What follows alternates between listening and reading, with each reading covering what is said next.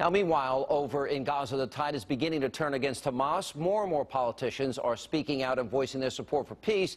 Now, my next guest, a Palestinian politician, says Hamas has never been so unpopular in Gaza. And joining me now to explain is the Palestinian Political Leader, Mudar Zahran, is with us. Mudar, thank you for being here.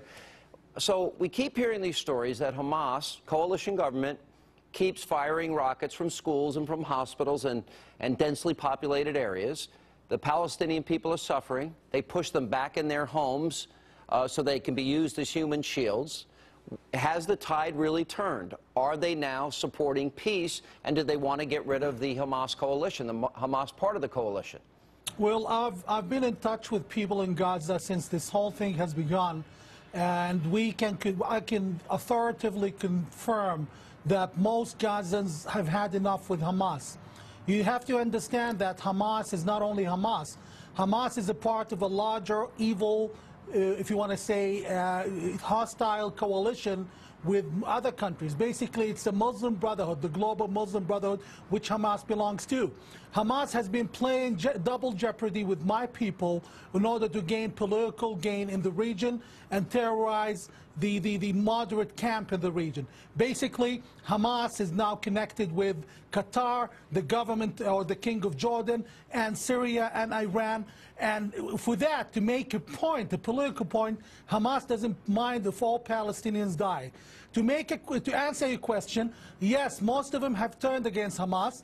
Just 2 days ago, there was a protest in Gaza where people protested against Hamas, and 5 of them, I can confirm, 5 of them were shot dead by Hamas and 20 injured. So the tide is changing, and the only reason Hamas is keeping the ground in Gaza now is because of its military power. It's basically a dictatorship playing the agendas of other countries like Qatar and those hostile nations. Well, Qatar is obviously funding Hamas with the money that they can buy the rockets, but isn't this part of a much larger struggle, and that being between radical Islam and those that want to hijack Islam as a religion, and those that are more moderate, that would like peace with Israel, but are afraid to speak out for fear that they will be viewed as apostates and that they themselves would be targeted for murder? Isn't that the underlying cause and why we don't hear from moderate Muslims more often?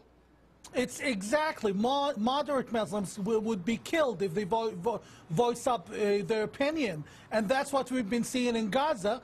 And unfortunately, I have to speak out against the disappointment we, let's say, normal Muslims have, that unfortunately we can see the U.S. administration giving in to the radicals. The U.S. administration, I think it's well-intended, but it's a huge mistake that it's now courting countries like Qatar, a country like Jordan's king, who is supporting the Muslim Brotherhood in his country and supporting Hamas openly through his media, and other countries.